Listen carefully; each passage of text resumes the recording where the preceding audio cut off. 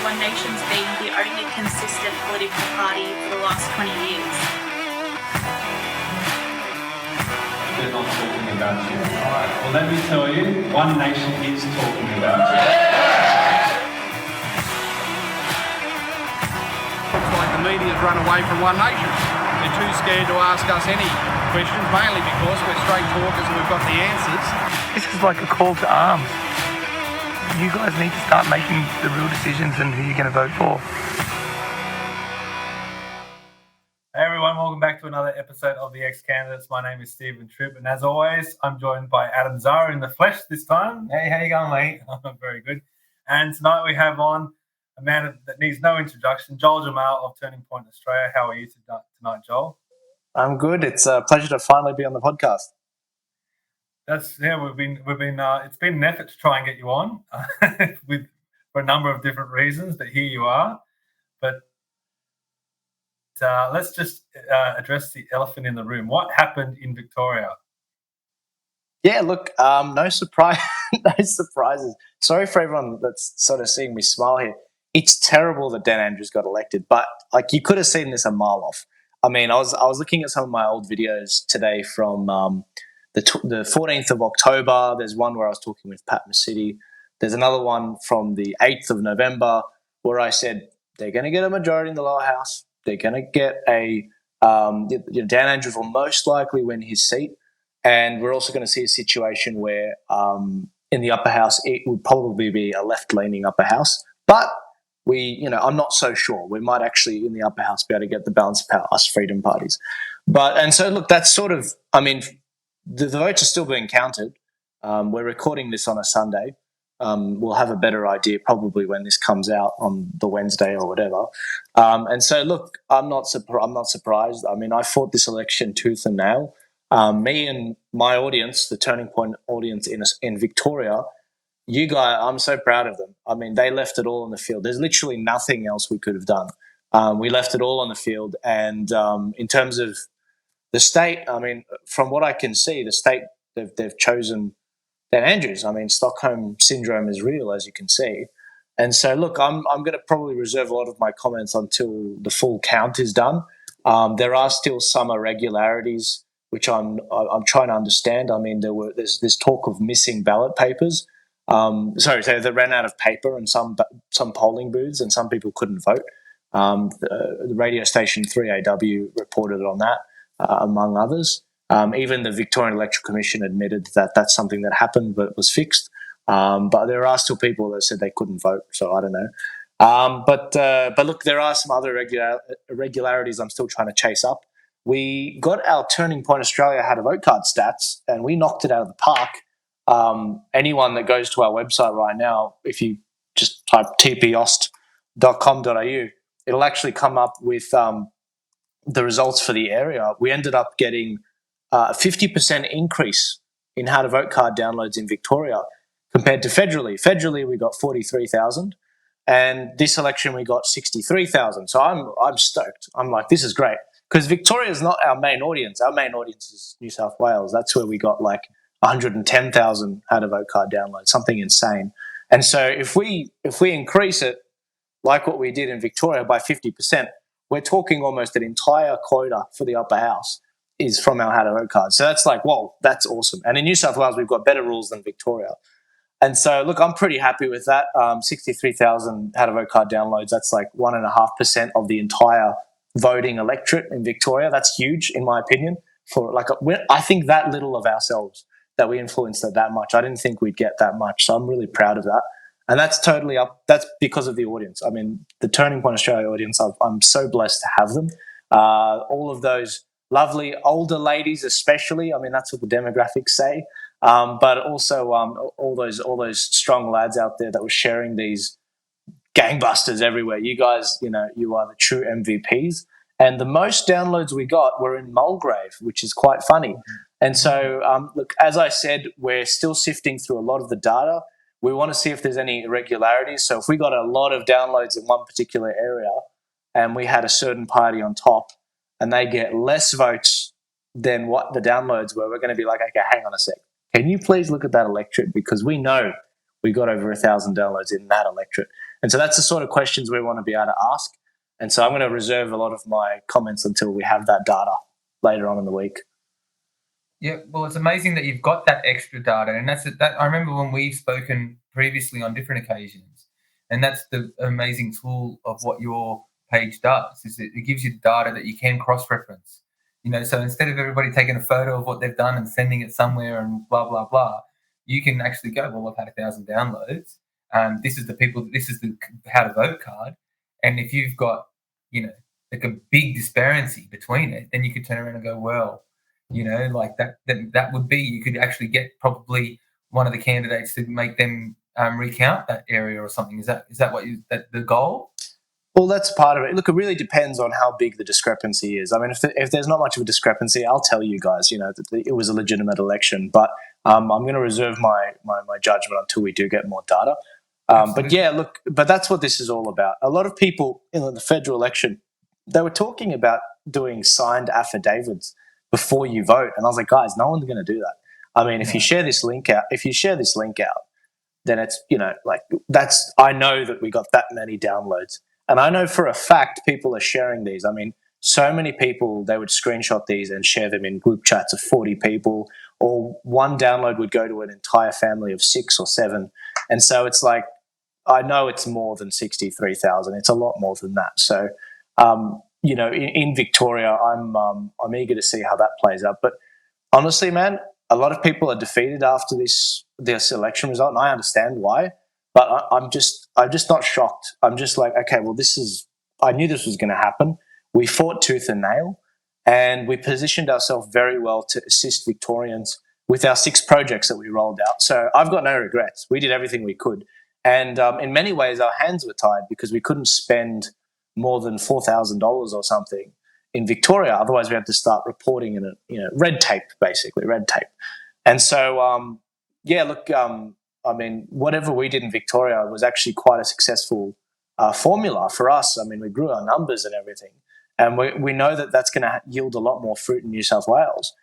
But I feel you guys. I mean, I wish Dan Andrews was out too, but I'm telling you, this Dan must go crowd, they are loud down there. I mean, the Stockholm syndrome is real.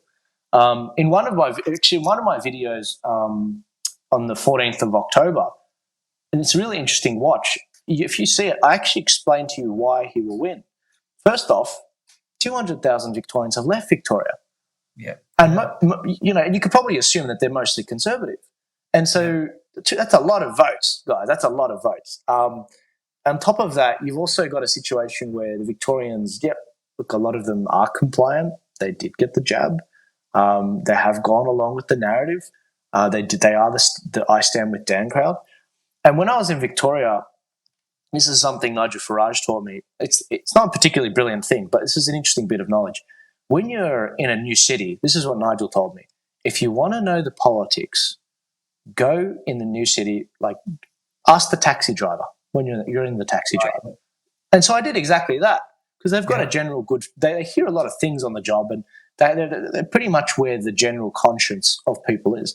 And I asked the taxi driver, and he was actually quite an educated taxi driver, and he'd done a lot of, that was basically what he was doing. And I asked him, do you think Dan will win? What do you think of him? And he said, look, I think Dan Andrews, I think he's managed the pandemic quite well. I think people understand that. And I was like, God, we're going to lose. I was like, I knew straight away. I was like, okay. This was last week when I was in Melbourne last Wednesday. And so, look, I'm not shocked by this result. I'm very disappointed that we didn't manage to get Daniel Andrews out. I did everything we could to get rid of him. But when it comes to the candidates that ran, they should be utterly proud of themselves. At this stage, it's Sunday. It's looking like there are a number of upper house spots which are still in play. I mean, there's at least 6 that I'm watching. But the Ricky Lee from One Nation, which would concern you guys, she's doing very well. I know that Millie Fontana, she drove down to Victoria last minute to assist Warren Pickering with his campaigning on election day, and also to get Ricky Lee scrutineers as well, because she needs scrutineers. So good on you, Millie. And I know that you guys helped Ricky on election day as well. And yeah, look, we're keeping an eye on that seat and a number of the other seats. I think the Democratic Labor Party are looking pretty good in a couple seats right now in the West Metro and I think the Northeast Metro. And in the Southeast Metro, we're all fingers crossed for David Limbrick, hoping David gets in.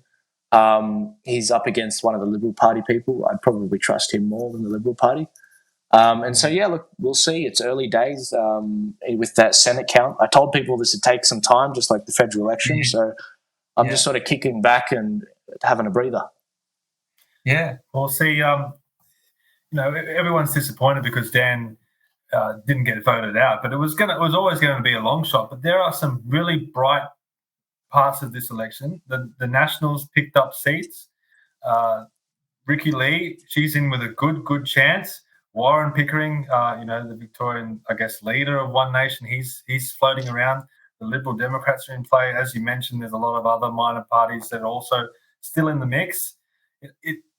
This result really came down to the Liberal Party. The Liberal Party got hammered, but so did the Labor Party. So don't walk away from this and go, oh, well, everyone's endorsing the Labor Party. Well, you can go on the ABC electoral website where they've got these, how they've got the nice little swings and stuff.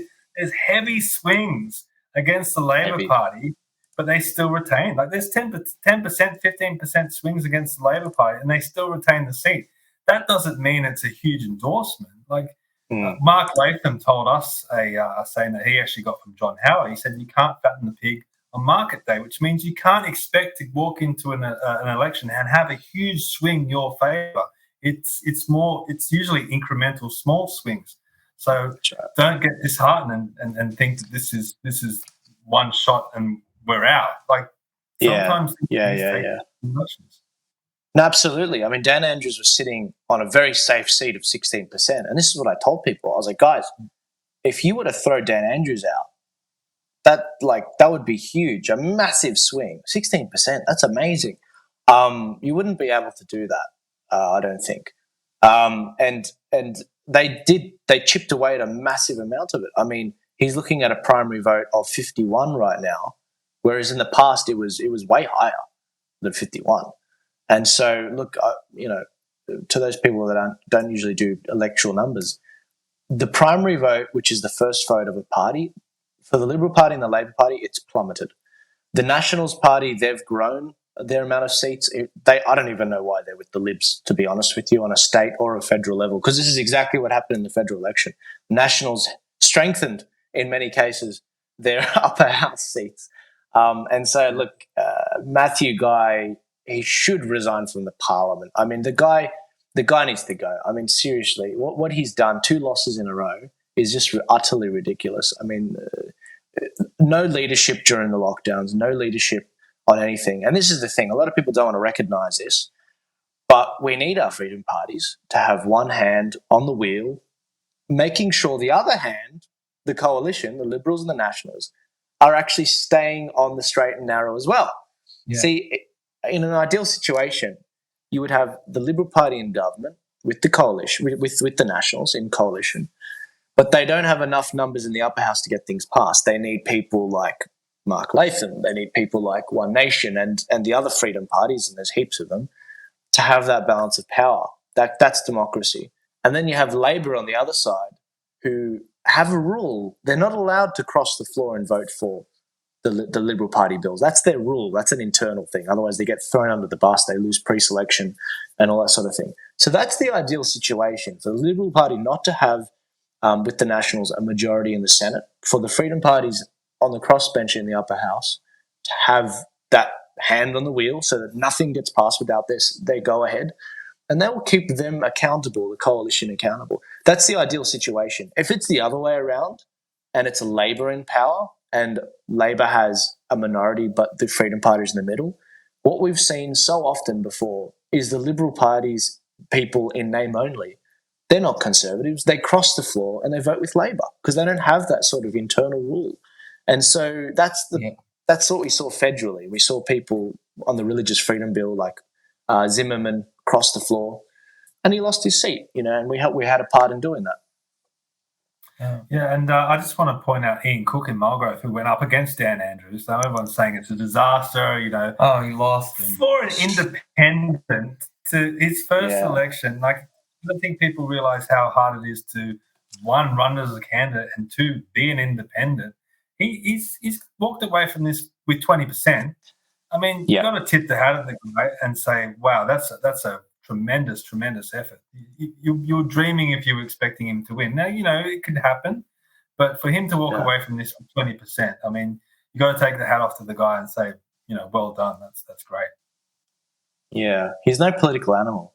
He got a lot of press from Sky and other channels, so that worked in his favour because minor parties and independents rarely get any coverage.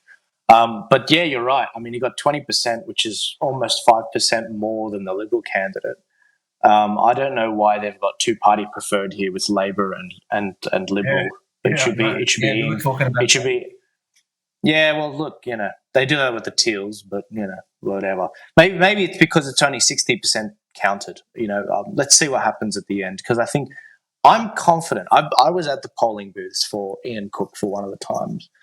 And there was only, from what I saw, one Labor person handing out how to vote cards. And Ian Cook and the Freedom Parties, there were at least 10 people. I'm not joking, there was at least 10 people.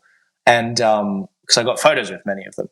And so when I saw the numbers there, I was like, hang on a sec. What is the pre-poll showing? What is it? 50% of people voted before election day. And unlike America, in Australia, it highly favoured the Conservative side. In fact, in some seats, it's 5 to 6 points better for the Conservative side and the Conservative parties. And so I'm not calling Mulgrave until I see the end of this count.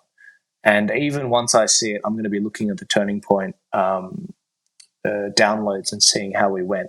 If we got, thousands of downloads for Mulgrave, our most downloaded suburb, and pre-poll shows he only got a certain amount, I'm going to raise the flag and be like, hang on, guys, there's something wrong here.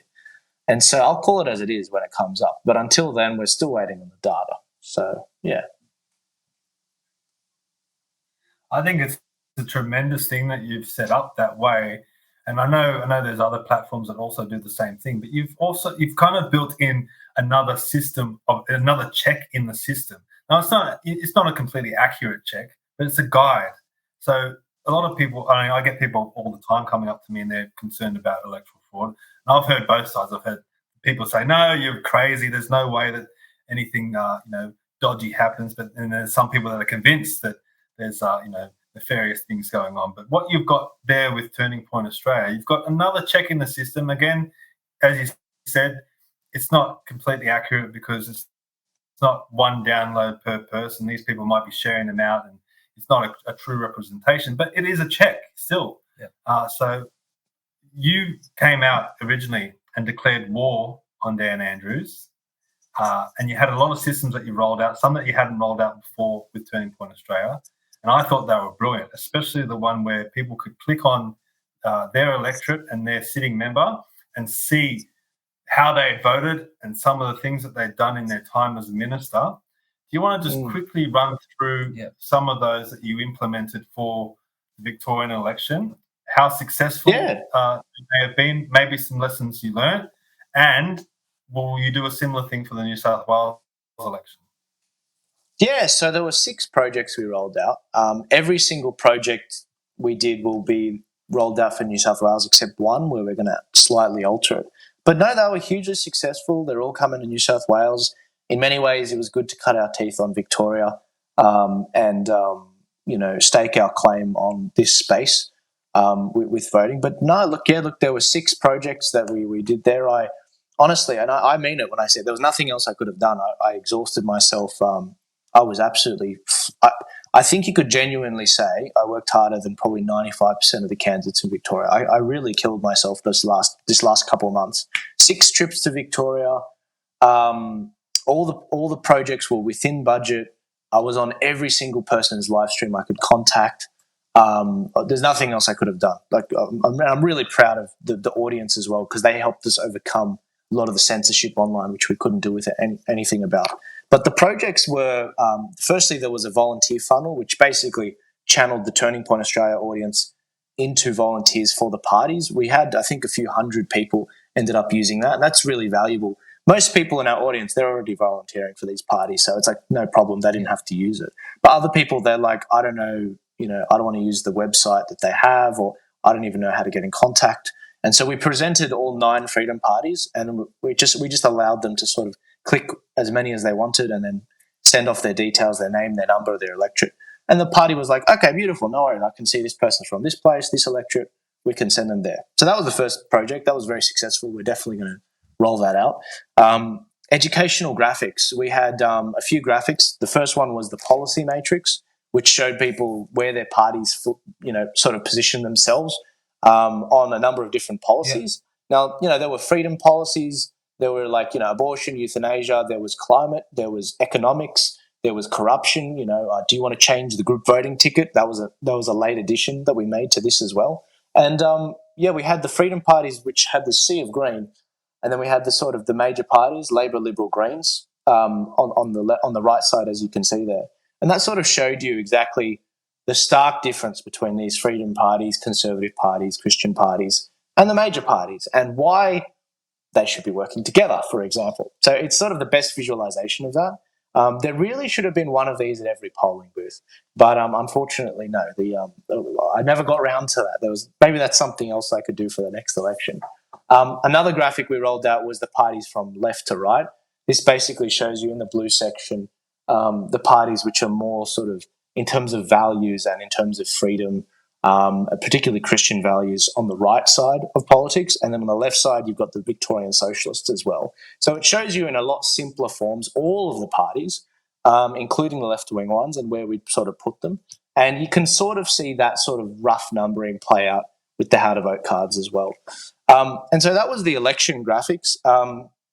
The other one, which you mentioned before, was the transparency reports, the politician rap sheet, which basically shows people how did my politician vote, what controversies have they been up to, what corruption have they been up to. Very similar to the how to vote cards. You put in your address and it spits out a card, a rap sheet, on your politician. So this is Dan Andrews. We had to cut it down a lot because obviously, his one would have been as long as my arm, but we had to make it practical. And the cool thing is, it looks better on the desktop. But the cool thing is, with this, you can actually, the ones in bold, you can actually click it and it takes you to the source. Now, obviously, we don't want to defame anyone. So what we did was we made sure everything was linked online to one of the mainstream media articles. So if the mainstream media are telling the truth about it, they're not going to challenge us on it. And the really cool aspect about this was not only could you see how your politician voted, what corruption did they get up to, but we also had a situation where you could actually put your details in. Did we miss anything? You could actually put in anonymously a tip and attach a document, something we missed. Maybe they voted for a bill we didn't know about. Maybe they ended up in a certain controversy that we didn't know about. So that's the sort of thing that's really helped what we did getting it out there. It was really, honestly, the transparency reports, people liked them, but I think we spoiled people with the amount of things we put out. There was that many things we put out. People they didn't know what to do with all the information. The fourth one was the how to vote cards. Now that was the one I was talking about before. 63,000 downloads, 50% increase on the federal election results. This is what they typically look like. This is a big version. And so basically you've got a QR code for people that want to find their local area as well.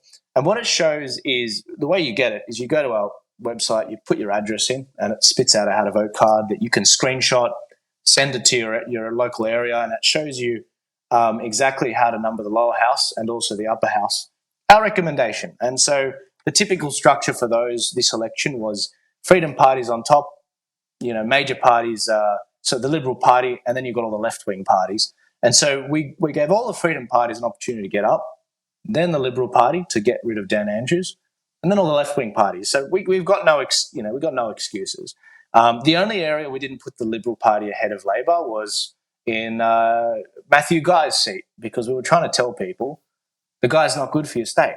He's not. I know he's called Matthew Guy, but like the guy's, he's got to go. He's got to go. And I think that, I think we're seeing exactly what his leadership yields. There are a lot of good people that lost that look like they're going to lose their seat. I mean, Neil Angus is one person who didn't get the jab and he was locked out of Parliament, and he's someone that it's looking like he's going to lose his seat. He was a good Liberal person, and that's unfortunate. That's really unfortunate.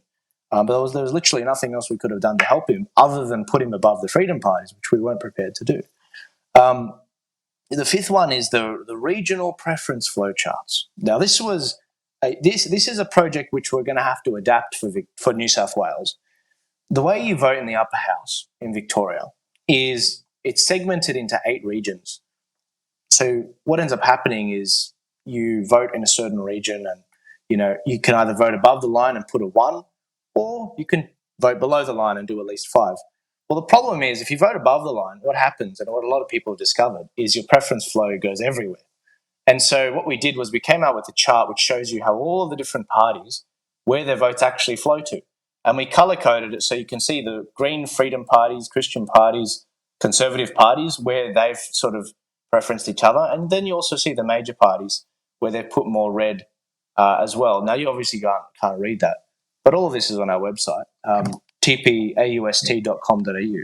Now, I was thinking I should drop this for New South Wales, but I thought, you know what? It'd be really cool if I developed this during the campaign and I showed you guys where the preference cards go for all of these different parties in New South Wales. And so I think I will do that. So it'd be interesting for people to say, oh, would you look at that? Looks like the Liberal Party is actually shafting One Nation, or shafting the Liberal Democrats, or shafting whatever party, and they're preferencing the Greens over them. So I think that'd be really interesting to see. And almost done. The last project was Secure the Vote, and that involved training scrutineers. We pushed out a great video from Elizabeth on YouTube. She put a video out which trained scrutineers on exactly how to watch the vote and secure the vote. And the best way to get in contact with parties for this was with the volunteer funnel. We added a feature at the end. I sort of came up with this while I was on the stage, and my team was listening, and they added it onto the volunteer funnel. You can actually click a drop down. Do you want to become a scrutineer? And it's like, if you put yes, then that gets sent off to the party as well. And so I was like, beautiful. There's nothing else I could have given Victoria to help them. That was literally every idea within budget, within my efforts. The amount of times I almost killed myself, not like suicide, but the amount of, due to tiredness. The other day I was driving on the road, and I actually had a micro sleep and drifted into the bus lane, and I almost got cleaned up. It was insane. I was that dog tired, and so when I see this result on the weekend, I am completely and utterly satisfied that I couldn't have done anything else, and to my own detriment as well. And so it's like, okay, cool, no worries. Let's get on with the job. I've been looking at New South Wales since July, and I'm like, I've always known we've got a better chance in New South Wales. So I'm just like, let's do it. Whatever. But Victorians, my audience, you guys did exactly what you were meant to do. You voted as efficiently as possible, and there was literally nothing else you could do. Your fellow Victorians let you down. And a lot of people down there with a lot of power and a lot of money, they didn't end up helping you on your side. But you guys can rest assured that you did everything you could, and you should be utterly proud of your efforts. But it's unfortunate. Sometimes you don't get, you leave it all in the field, and unfortunately, we didn't get the result we wanted. And that's fine. We just keep chugging along. New South Wales is going to be a great fight. Well, that's right. And you know what? Those tools that you've just outlined yourself, they're amazing tools, and they help, take the real legwork out of, the regular public, the public who are the electors, right? Of having to really research and go through. And it's such a complicated system too, because, you don't know what factions that your candidate is in of their party. You don't. And that's, funnily enough, that's something that I've been learning about too. So I know I got my knowledge tree right here as well. Stephen, this is Stephen's really good on this kind of stuff. And I'm taking him to Old Parliament House tomorrow. Give him a real education. Well, that's good. Because we're in Canberra now. Don't burn it down. Okay? That's the thing. Don't burn it down. No way. But those tools, and and I'm also encouraging everybody, anyone who's watching this and doesn't understand, is like, oh, who do I vote for and whatnot? Well, spread the word. Share Turning Point Australia's website out. You click on the link and share it across. It's so easy with our phones and stuff these days, because the more people who get an educated vote, the more people who can. If you dig down and see who you're voting for, and you go through their policies, and I really love the way they vote. That idea that you've got, that's going to be wonderful, and that helps candidates too, because don't forget, you're going to have younger candidates and fresher candidates we go up against politicians we were. Let's. I mean, sorry to jump in, talking about educating people. We were on the polling booths yesterday, and some of the volunteers for the other party, especially the Labor Party, didn't even know a lot of the issues. They weren't even across the issues. So they're putting their time into volunteer to hand out how to vote cards, and they still don't know everything. Well, it's because they're paid. No, that's all right. It's because All right. So then what happens is when you use those tools and you share those tools out, then you can really you're really voting for what you want. Because I keep telling people, and when I was on pre-poll, and when I'm on pre-poll, and even when we were helping out Ricky Lee and Ben, like yesterday, it's like, what party does the party align with your values? Does the person you're voting for align with your values? Well, I don't know. I just like Labor, or I don't know. I just like Liberal. And you're like, well, I can tell you that they've moved away from their core values. I know this because I've done the research and I've been talking to them. And that kind of stuff, and then they're like, oh yeah, but there's no excuse anymore. We have the tools. You have people like yourself. You have your party. Your Turning Point Australia, network, helping with educating the people, because it's not, candidates can't educate. It's so hard to educate your 3-week lead up or 4-week lead up to you're campaigning, you're knocking on doors, you're meeting people. Right, but we can't educate. It's not our job to educate as such. We have to talk about policy. Absolutely. This is an amazing tool. Amazing. No, look, and it doesn't take long. It doesn't take someone to jump on and go, "Dang, there's all the issues right there." 5 seconds. Yeah, look, it's not the candidate's job to educate the general public. They don't have the reach to do that. But when it comes to winning elections, you're actually meant to start at a local level, if we're being honest. Now, a lot of the freedom parties, to my chagrin, they don't run locally, and they really should. I mean, the way that what's her name? Dai Li didn't get in just because she just ran on a federal level. She had the support of someone who had a lot of support on local level and who had been there for a long time. And Dai Li came with a lot of experience and connections already in the parties. So running on a local level is imperative because it builds that connection with people. You run on policies that people, all politics is local. That's the saying. And so when it comes to running on freedom, for example, it doesn't have a great appeal. Because a lot of people, they don't know how to define freedom. Everyone's definition of freedom is technically correct, but different at the same time. There's no uniformity really. And so if you focus on local issues, things are happening in your local area, and you connect with people there, they're going to look out for you on a federal level. But it takes time, it takes steps. And this is why most people that are competent, they don't get into politics, because if they're competent, they'll go do something that makes them money immediately. And it's a lot more of a chartered path. And so what you're left with either people like you guys who are honest politicians, that are conviction politicians, that are trying to make a change for the world and for the government to leave you alone. Or you end up with the absolute political hacks, the political animals that, lie, steal and cheat in order to get ahead in politics. And that's unfortunate. But that's what happens and this is, in great fashion, Jordan Peterson is in the country selling his new book, Where Responsibility Has Been Abdicated, Opportunity Lurks. And if we don't seize that opportunity, the worst kinds of people will. And they will take advantage of that opportunity and they will do what they want with it. And so I challenge anyone that's thinking, oh, voting doesn't count. There's no point in doing it. If you thought we were going to turn this around in one election or two elections, I mean, this is 40 years of abdicating our responsibility. And it's not from me. It's not from me. I'm 25.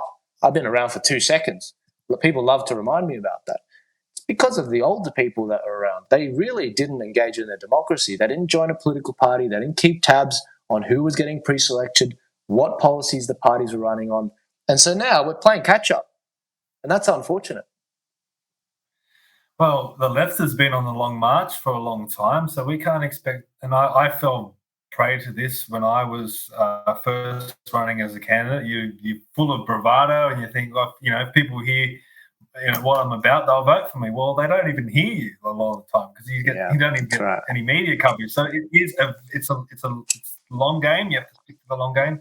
And hey, this might take at least 10 years, maybe more, for us. But look at the Greens; they've stuck at it. If you go back to John Howard's era, they're on 2%. Now they're winning 5 or maybe 6 seats in the Victorian election.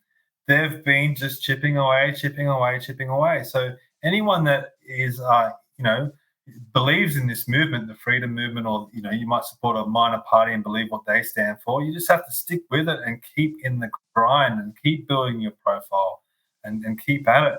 And I think, hindsight's always 20/20. I think one day when we look back and see what you're doing with Turning Point Australia, we're going to go, wow, this was Joel in his infancy. Look where he is now.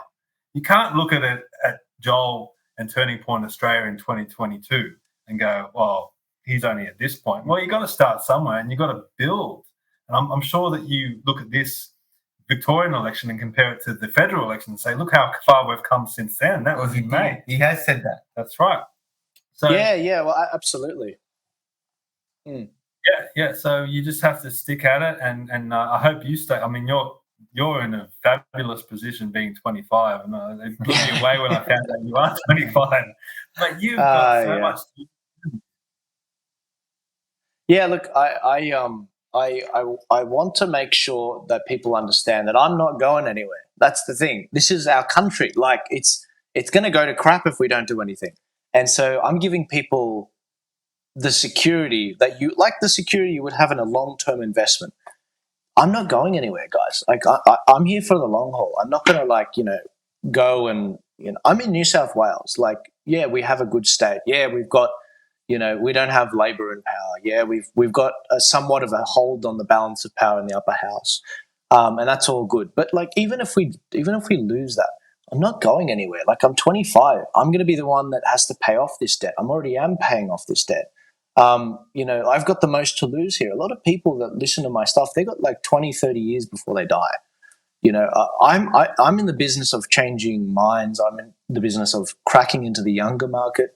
I'm in the business of making sure that, people understand how the system works and how people have been manipulating them. And I'm actually not, a lot of people, they wonder why, I know so much. It's actually because I've been at this for longer than you'd think. I mean, if you look at the speed at which I've gotten experience in politics has been insane. It first started mainly from the Christian Democrat Party, which I used to be in 2019. And what ended up happening was that party ended up getting wound up recently. But a lot of the problems dated back decades. And I stumbled across this in 2019 with my younger friend. I was 21 at the time. And my younger friend was 18. He was 18 years old. He was calling all of this out. And so between the two of us, and because of our age, they underestimated us at every turn. It was so funny. What was going on was we discovered that, and I don't want to defame anyone, but we discovered that the board and people in the executive, there were 11 discrepancies that we found. And we're talking illegal transfers, we're talking nepotism, and a number of other things. And it ended up being a situation where the party got wound up recently because of it. Now, we tried calling it out back in 2019. No one really listened. We saw somewhat of a success, but we ultimately left the party. And look what happened. They got wound up a couple of years later, and after we tried to warn them. But what it did for me was it gave me a lot of experience about how not to run a party, and that's actually quite useful, and how bad the system is. So a lot of people ask me, Joel, why don't you run? Why don't you, join a political party? Well, it's because that was my first experience of a party. Like this is why I can confidently say I'm not in anyone's camp, guys, because everyone will let you down at some point. You just got to give them more time. They will let you down. The only person you can rely on is you. As Jordan Peterson might say, get your own bedroom in order before you criticize the world. And that's the thing. I think this room's pretty clean. I'm trying to, as Jordan might say, once you've sort of cleaned your room and you've sort of gotten things together, maybe you can stick, just a finger out into the world and see if you don't break something and see what happens. I mean, maybe you make things better. Maybe you make things worse. But you can be damn well sure it's a lot easier to make things worse than make things better. And so what I'm trying to do with Turning Point is try to give people more transparency, more information, more of an ability to traverse this absolute swamp in Australia. And I'm utterly proud of what we've done, in the last 2.5 years since the pandemic started, and in the last, 3 or 4 elections we've fought in the last year and a half. I'm utterly proud by what we've done. And so no, I'm not fazed by the Victorian result. Not only did I call it 6 weeks ago, but it's like, whatever. I mean, what are you guys going to do? You're going to just lay down and do nothing and just let this country run roughshod over you? I mean, seriously, they're going to come for your kids. Like they're going to come for your wallet. They're going to come for your property. They want you to own nothing and to be happy. And you guys just want to stop and abdicate your responsibility and abdicate the field of battle. I don't think so. I think we're here to stay. And I think that there's a fight to be had. And if you don't want to fight, just go to Florida. But we don't need that negativity here right now. We've got a fight to do. Well, and I've been saying as well, you said, politics starts locally. We've had that told to us as well before by our leader. But it also starts at home. And it's so important. And I can't remember where I heard it from, but, the dinner table conversation no longer, it's about, TikTok and about some silly game show or something like that. The mums and dads, if you're a freedom person, if you're a One Nation person, a UAP person, talk to your kids about it, because it's so nice to sit down and my kids lap it up. I've got 3 daughters. One's a baby, but I've got an 11 and a 15-year-old. And I love it when they come home and they tell me that, I spoke to my teacher today because we were learning about plastic and how bad it is, this, that, and the other. And I said, but did you know that you can't recycle paper straws? And they were like, well, no, I didn't know that. And I said, well, no, you can't. You can't recycle paper straws, so they're a waste. So you cut down a tree, you make a paper straw, and you chuck it out. Whereas plastic can be recycled. So I said, and it's also a byproduct already anyway. So plastic is already a byproduct. It's already negative. So what happens is they go back to school and they tell their teachers these things. And, the other kids hear it. And then they start to form their own little groups. And then all of a sudden it grows from there, because how do you counteract the Green March indoctrinating the children in the schools, the left wing indoctrinating in the schools? Well, the right wing have got to get in there. And how do you do it? Well, you put right wing warriors in there, okay, with education. And then the left wing can't fight it. Yeah. Yeah. I think that the schools is going to be an interesting situation. There's an argument to say, and a lot of people have been doing this since the pandemic, pulling your kids out of school and homeschooling them. Also, having a lot of kids is great, because we've got it's a demographics game as well with what's going on in this country, and we need more conservative Christians in this country with Christian values. But also, there's an element of there's an element of the indoctrination in the schools for the kids that parents, they just don't have the time. I don't know. Look, I would love to help facilitate not a Turning Point Australia school, but I'd just love to help facilitate the process of making a school where we could actually have kids come together from conservative families and be taught conservative values, not this, welcome to country crap. I mean, whoever earned the job for knowing that crap? I mean, seriously, when you say the Lord's Prayer, it is so pregnant with meaning. There's so much to the Lord's Prayer that you don't get from a welcome to country, yet they scrap it. And it's like the amount of crime, the skyrocketing crime which we saw in the USA after they removed the 10 Commandments from every school. I mean, it's no wonder we're seeing what's going on in states like California and New York, murder capitals of the world in New York, and like 30% of the homeless in America are in California. I mean, like, this is what's going to happen in Australia, and it's slowly happening. There's like 100,000 people in Victoria, something like that are like homeless.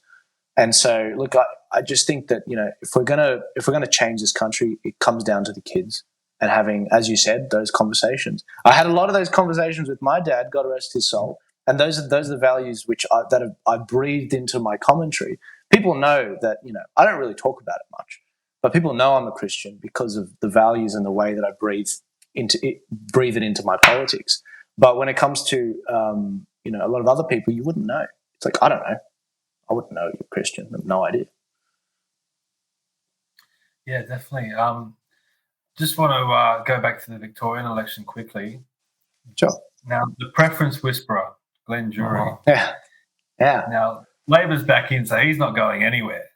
So how do we deal with this character? I know there were attempts, his whole thing was exposed during the election. I think a lot more people became aware of him. Is the issue just people that just going to have to take it on their own, start voting below the line and cancelling him out? Because how can we have a democracy that has someone like Glenn Druery manipulating the system the way he does? Yeah, look, voting below the line is important. I ultimately made the decision to vote below the line after for our how to vote cards. It was a hard decision to make, but after a number of trips to Victoria, we were just like, we've got no choice. We have to do it. We knew about parties like the Sack Dan Andrews party and a lot of the other, shell parties, I call them. We knew about a lot of them, 6 weeks ago. It wasn't a big surprise to us when the videos came out about him. That was a welcome surprise, those videos. But no, we made the decision to vote below the line. Only 5% of people vote below the line in Victoria in the federal election. I'm hoping that increased a lot more this election. But electoral reform is unlikely. As you said, it's completely unlikely. The upper house is still being counted right now. The best advice I could give people in the upper house and the Liberals at this point in time is, if you guys manage to get the balance of power with the crossbench and with the right-wing party, with the Liberal parties, the National Party, if you want to earn any kind of credibility back, you will not pass a single bit of legislation until there is an amendment to the group voting tickets. Yeah. That's the best advice I could tell them. Now, will they do it? No, they won't do it because they're utterly useless people in the Liberal Party. Utterly useless. I got a pledge from all the freedom parties. I got a pledge from the Liberal Party that they would do something on it. And I got a pledge from the Nationals that they would all do it. They would all remove the group voting ticket if they formed government, but they're not forming government, And so would they have the guts to hold up the whole government in the upper house? I don't think they would. And that's unfortunate. But you know what? Like, we can just keep doing this thing until they learn the lesson. If you don't stand up for your people, if you don't grow a backbone, and if you don't stop listening to the mainstream media, we're just going to keep doing this thing, this definition of madness. This is the thing. Turning Point's growing. We're doing great. We increased our How to Vote card downloads by 50%, probably more. And in New South Wales, we're continuing to build clout. Queensland, that's going to be a big election in 2024. And so we're fine. We're not going anywhere. This election, we can replicate what we did easily. But next election will be the last time group voting tickets are used. The assault we are going to commit on Victoria in the next election in 4 years' time, because that's how we think. We think in long, periods of time. it's going to be biblical the next election when it comes around. The amount of people we've got touring next year from America is going to change this country, and the energy that we've got growing and the transparency that people are attracted to from Turning Point is indistinguishable from my own credibility. And so I have to be utterly above reproach. We did not spend more than $4,000 in Victoria, because if we did, the authorities would be after us. So a lot of the work I did, and I killed myself doing it. There was like 4 out of the 6 projects I entirely did myself. And so, with the prospects of Turning Point, mate, we're not going anywhere. We're doing a great job, and the Victorian people need to look to their leadership that did let them down in the Liberal Party, and they need to join a political party, whether that's a Freedom Party or whether that's the Liberal Party. They need to join a political party and stop abdicating the field of battle. That's the truth.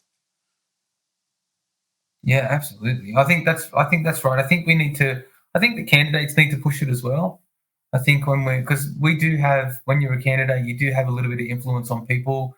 They want to hear what you have to say. Like, you could be some guy walking around the street saying things and no one will listen, but you put a corflute next to you saying that you're a representative of this party, and then you can say, well, why don't you join a political party? I said that to many people, and I said, look, one of my pitches was, go look at all the party's policies, find the one that aligns with you, right? And then join them first, then have an educated vote on that. Yeah. Because that's what like, if you want, if you want Stockholm syndrome, and if you want to be locked down, and if you want the lights to go out, well, vote Labor. If that's what you want, that's what you have to do. You get that, and that's not even on the state level now. New South Wales is coming up. If you want higher price bills, and if you want your lights to go out, it's all been predicted by the Alinta chief, and it's all been done. If you keep going down the same path, it's going to happen. So, but it's all about trying to get people to join and get a better understanding of how the system works. Yeah, absolutely. And this is the funny thing. I love New South Wales. I woke up this morning and I was like, thank God. I used a few swear words, but thank God I live in Sydney. I love Sydney. I love the weather. I love the people. I love the western suburbs. I love Parramatta. It's beautiful, and I love the fact that we've got people like Mark Latham and others watching our back in the upper house and fighting the good fight on things like education. And this is the tragedy. If Victoria had the same rules as New South Wales, they would have something like 6 upper house spots for freedom parties. In fact, 8 upper house spots for freedom parties. 8! That's insane. But they don't have the same rules as us. And so right now they're looking at possibly 2 to 5 spots, possibly, if things work out well with pre-poll voting. But man, if they had the New South Wales rules, because there's a few differences. I don't know if you want to get into the boring aspects of it, but if they had the New South Wales rules, they would have 8 people up, not this crappy 2 to 4 people up. Don't get me wrong, we're grateful that Ricky has done very well and looks like she'll get in from One Nation. But man, the rules are stacked against you guys. I mean, if you want to say it's rigged, this is how they've rigged it. This Preference Whisperer guy, this Glenn Druery bloke, the man needs to go. What he is doing is destroying a country, and people are going to vote with their feet, and they will leave Victoria because of this sort of stuff. And that's already happening. Yeah, definitely. Now we do. I mean, we've talked about what's just happened in Victoria, and there's a saying that it's darkest before the dawn. And for as you said, if it was a different system, the Freedom Parties would probably have a lot more representation in Victoria. And it seems like a lot of things are going against us, but you always move forward, and in politics, things always swing around. So, looking towards the future, what's in the future for Joel Jammal? And how do you see the New South Wales election? Because it's going to be completely different to the Victorian election, We already know that UAP can't contest, and their vote seems to have crashed in Victoria anyway. There's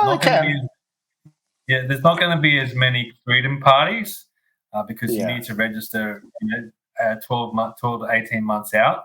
It's going to be a completely different landscape. How do you see the coming months in the future for yourself, Turning Point Australia, and with the New South Wales election coming up? Yeah, so for me, I've got to finish. Obviously, like after the last federal election, I learned I learned the hard lesson. I can't just finish when election day is done. I have to explain to people what happened with the vote because everyone freaks out and it's rigged and this and that. So I'm to an extent I have to work out was it rigged and to what extent because they don't check ID at these voting booths, for example. So that's one element of what I don't trust. Needs to be reformed. But there's other aspects I need to look at and to explain to people over the coming weeks what happens. But as soon as that finishes, I'm having a well-deserved break for at least a month. I need it. I need to go fishing. I need to go four-wheel driving. I need to relax because it's been a very stressful year to say the least. Between I might make, if I have time, I might make a video compressing everything that's happened this year.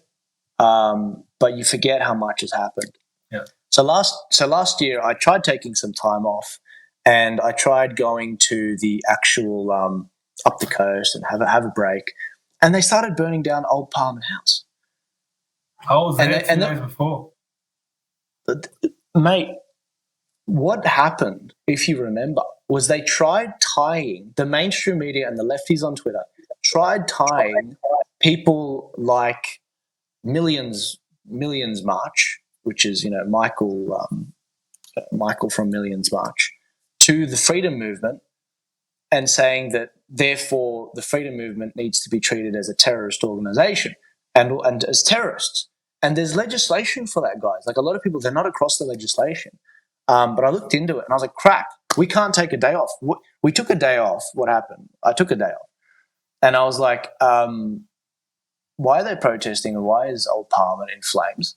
See, if we were more on it, we probably would have intervened a bit sooner, but we weren't. We were having a break. And so that's what happened. That's what the year basically started off with, us, the prospect of us being treated as terrorists, which wasn't, unfamiliar. At the end of 2021, they were all hunting the freedom movement leaders down, including myself, including Anthony, including a lot of Victorian people. And so this year we had that. I resolved my case with the police. They backed off, which was great. They were trying to charge me with incitement and 2 years jail. But they ended up losing that on the evidence. I mean, I don't know why they tried. It was all intimidation tactics, what they did. And I just had to pay $30,000 in legal fees just to sort of shoot that off. So they were trying to drain me of my resources, obviously, but that didn't stop me. I went on to we went on to do the mission to Canberra in February. We got hundreds of thousands of people out to Canberra, and a lot of people look back on that as a failure. It was actually a great success. I mean, I've got in my notes, I've got a list of at least 30 articles of different things we accomplished. We went there with for 4 reasons, including making sure the kids don't get jabbed, making sure that the border's open. There are a few other things, no mask mandates.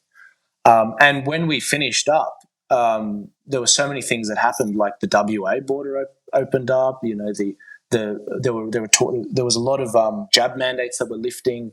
The South Australian Police Union were speaking out against jabs. There was all these things happening around the country. All these mainstream news articles were forced to cover the freedom movement, and it was astonishing.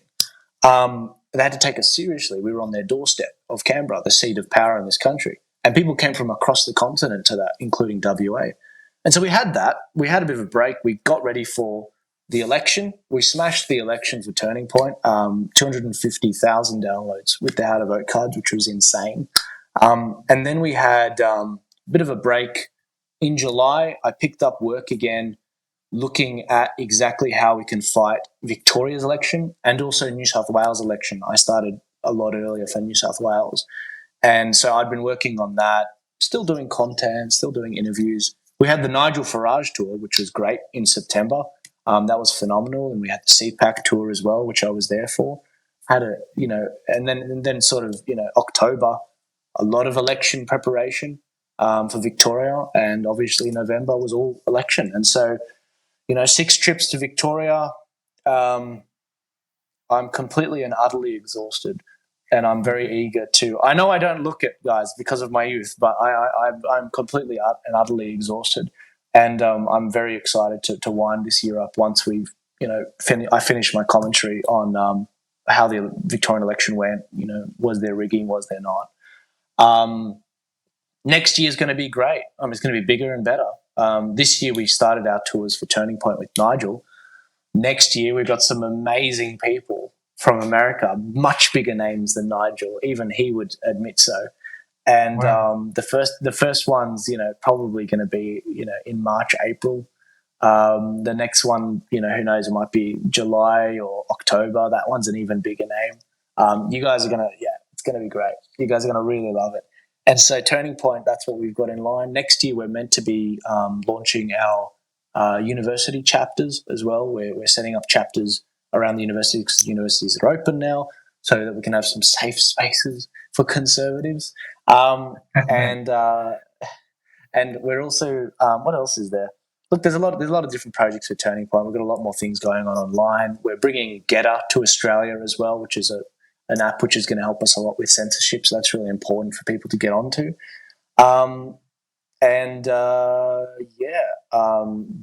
The other question you asked was the New South Wales election. So throughout all my Victorian videos, I've always said New South Wales is better with the voting system. And it's the truth. As I said before, if Victoria had New South Wales voting rules, they would be talking about having 6 to 8 upper house members out of 40. That's amazing. That's huge. And they'd be in there for 8 years, not 6 years, not 4 years. And so, look, New South Wales is going to go very well. If you, I've got all the graphs. I obviously can't show them to you, but if you look at the layout of New South Wales and how the voting is, if you take the federal election results and you apply them on a state level to New South Wales, the Liberal Party holds the upper house with, Freedom parties holding the crossbench. And it's like, beautiful, no worries. Mm-hmm.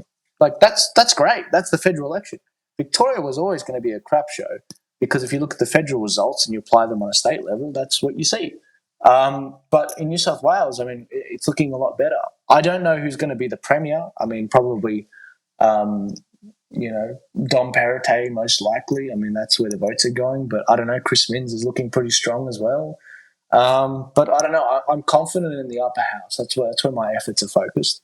And it'll be a lot more efficient because we can vote above the line and we can number more boxes than one in New South Wales. So there's that going for us.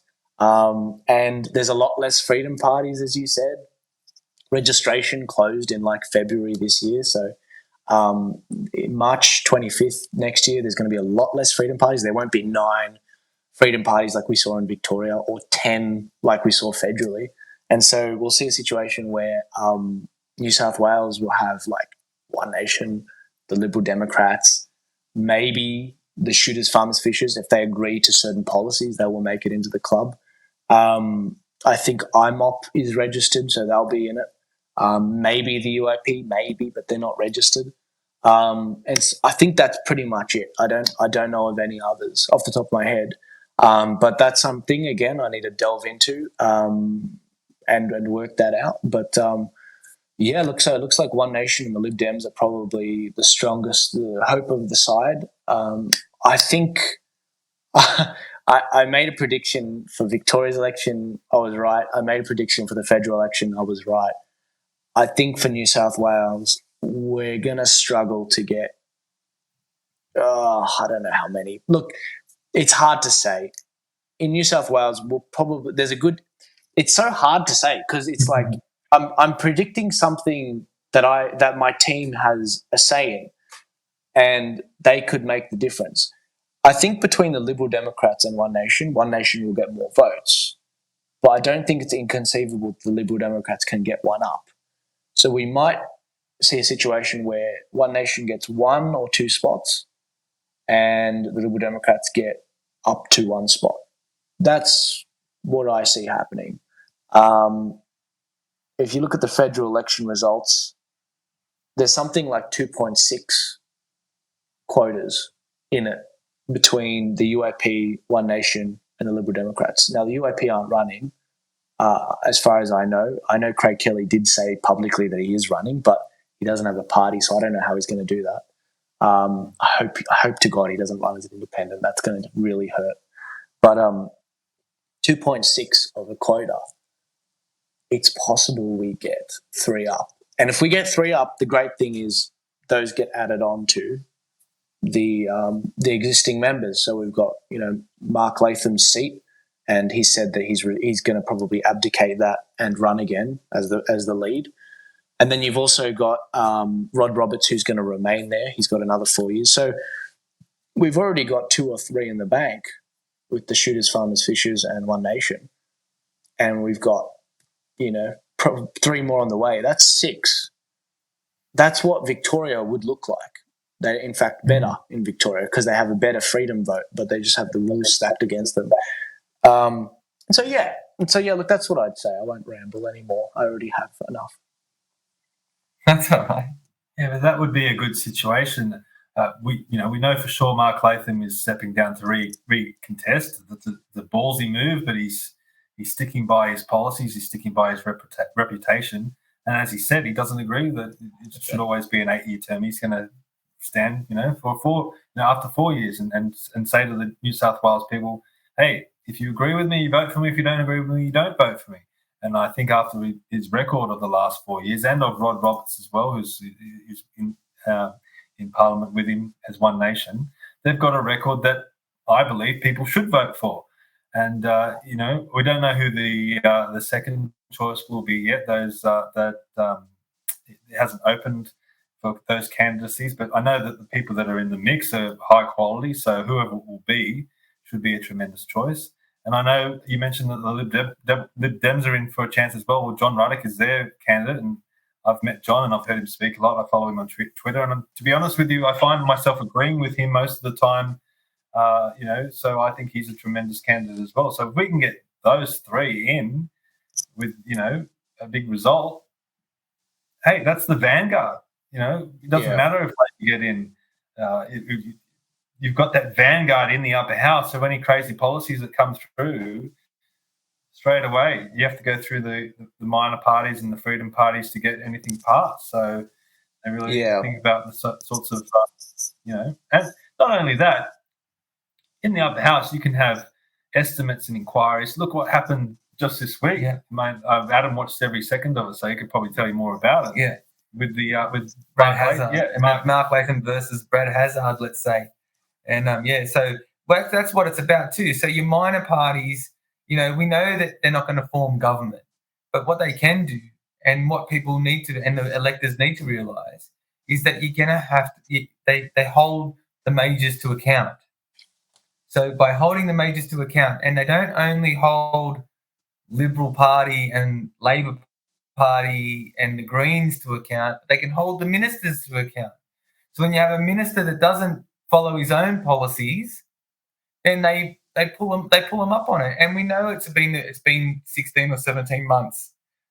But unfortunately, if you're only sitting for 14 weeks a year, and there's other issues that need to be taken care of, and there's other business to take care of, everything gets its slotted turn.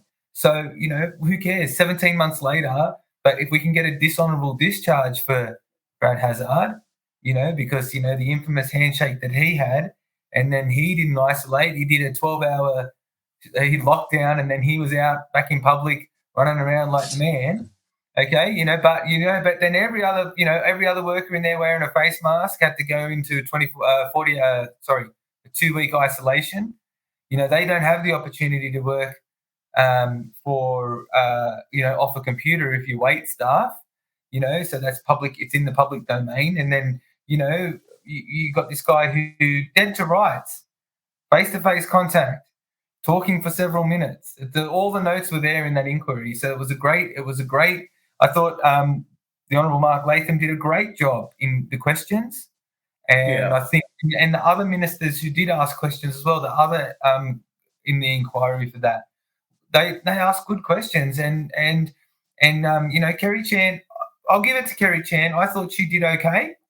with her answers, but I do think that she did end up hanging herself in the end, and actually did probably think Brad with some of the comments that she made as well. So I think I think that was a good thing. But that's what, anyway, back to my point. That's what the minor parties or the smaller parties are doing at the moment. The freedom parties hold them to account, and that's why we need the electors to vote us in to do that. And we've got to keep doing that till we can start building more and more numbers up in even the lower house. Yeah, I'm not sure.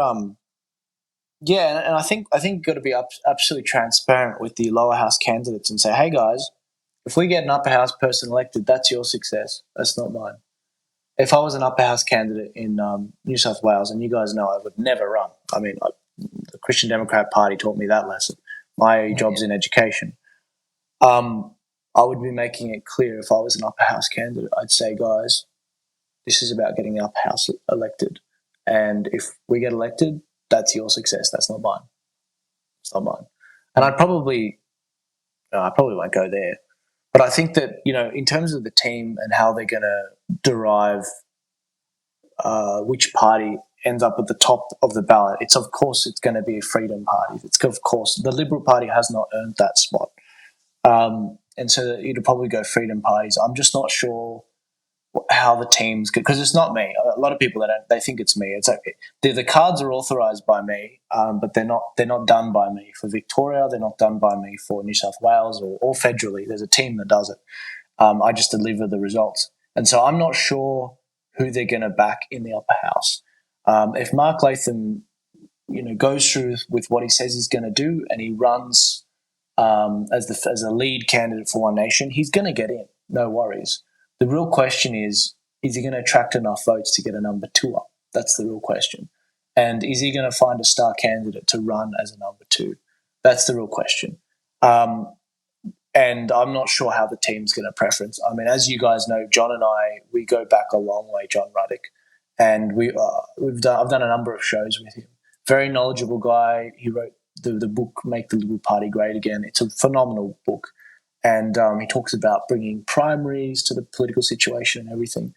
And I just don't know how the team's going to preference, but it will be important to see who's picked, what the landscape is, what the strategy is, what policies parties run on.